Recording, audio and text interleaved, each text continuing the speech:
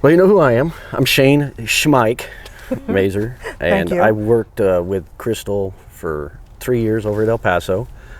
She was one of my trainers in approach control. And how long you been there? How long you been at El Paso? Just under 10 years now. El Paso is my one and only. What do you prefer? Do you prefer the tower or do you prefer the radar? Because I'm a radar guy. I love approach control. Yeah. That's my bread and butter right there. What made you decide to become a controller? Mine was money. Mine was, I was delivering pizzas and I loved it. It was a fun job. It was easy. And my mother was the tech ops administrative professional at the time. And there was an open off the street hire. And she's like, you are going to apply for this. And I was like, okay. Yes, ma'am. Did you know what ATC was? I mean, I know your mom was in the business as a, in the office there, but did you know what we did? Oh, yeah, I did. Controllers have been picking on me since I was yay high, you know, and she would always bring me to work with her and take your daughter to the work day. So I knew quite a few of the controllers by the time I even started. The funny thing was I didn't actually know, I knew they were talking to airplanes, but I didn't know there was like clearance delivery and like ground control. Like I had no idea how they broke up the airplanes and who talked to what airplanes. So when I walked into the FAA Academy, I was like, yeah, I've been hanging out with controllers my whole life. Local control, what is that? So. Yeah.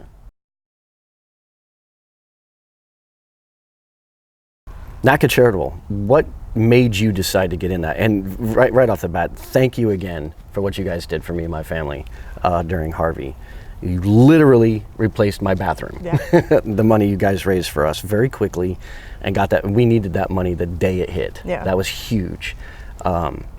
It's one of the only 2 times during that whole mess my wife actually broke down and cried was when that money showed up. That was a big deal. Yeah. So again, thank you from me and my family for that. That was huge. Of course, Mike. But why the rest of it? So I got into the NATCA Charitable because I'd already been doing charity work. My grandmother had Alzheimer's, so that was near and dear to my heart. So I've been volunteering with them for quite a while. And the opportunity came around that they were looking for outreach representatives for the NATCA Charitable Foundation. And at the time, Elena was the president. She reached out to me and was like, hey, I would really love for you to do this. This is how you apply. And I was like, all right. So I sent in, and it was just a quick little thing that I had to write up for them. And I mean, almost immediately they were like, yeah, we want you, we want your help. Like, and I've been just hitting the ground running and trying to do, trying to help when and wherever I can with that. Oh, so. There's no, and you're just knowing you for that 3 years and everything, watching you do all of that for NATCA Charitable and the other things that you do around the facility, especially for NATCA. I don't think you sleep. And we had, I'm convinced of it. I don't know if you sleep ever. And you always have an amazing amount of energy. How in the heck is that possible? Well, cool story about that is I used to be 300 pounds and I had no energy whatsoever. I was very lethargic. I was not doing any of the things I was doing that I do now. And CrossFit, as you know, CrossFit saved my life. I walked into a CrossFit gym one day and I haven't looked back. And yeah, that definitely has helped. Getting healthy, being healthy, it's turned my life around, and that's why I'm able to do so many things. I literally have 18-hour days sometimes. I don't know. And I actually sleep so well because by the time I hit the bed, I'm just dead. Every controller has a pet peeve. No matter who you are, where you work, be it en route, terminal, tower, approach, doesn't matter. We all have our pet peeves. What's yours? Well, I'm sure anybody at El Paso would say I have several. I agree with that. I will definitely agree with that. My biggest pet peeve for sure is when somebody drops in my ear and they start talking over my airplanes, and I'm just like, don't create more work for me. Like, that's my biggest pet peeve. Really? Yeah. That's so weird. Why? Mine's pens. Pens? Clicking? I hate the clicking. I do it though. That's the worst thing is I'm that guy. Yeah. That's what I do. You're a leg shaker too. I am definitely a leg shaker. Yeah. It's not that I'm nervous. It's just I have to be moving. Shake. Yeah. It's not okay. This is the best question. Oh, geez. And I can't wait for you to answer it. I probably don't know the answer. You do. You do, but I hope you'll tell me. Because I'm going to tell you. On a scale of 1 to 10, geez. How good of a controller are you? 1, 10 being the highest. You're the best, you're the ace. Yeah. And obviously 1 being the lowest. See, this is a hard question for me because I'm such a perfectionist and I'm so hard on myself.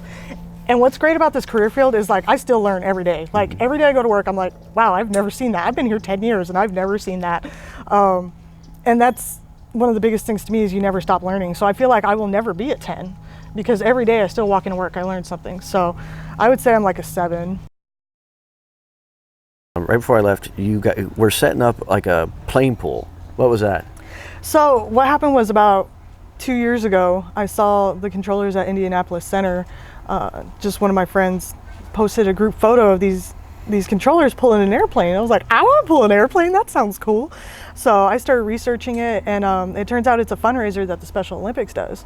And we had never done it in El Paso. It's been done before in Dallas and Houston, and they do them throughout the country, but this was the first one for El Paso. And I went and did all the research. I talked to the lady that did the first ever airplane pool, which was at Dulles, and they still do it. They've grown it into basically a mini air show out there, and they've been doing it for nearly 30 years now, and they raise about $300,000 for the Special Olympics, wow. The state of Virginia. Yeah, they do a phenomenal job. And so I talked a lot to her, and then I brought all that information to the Special Olympics here in El Paso, and the lady was like, great, this is awesome, and she ran with it, and I set up the meeting with the airport, and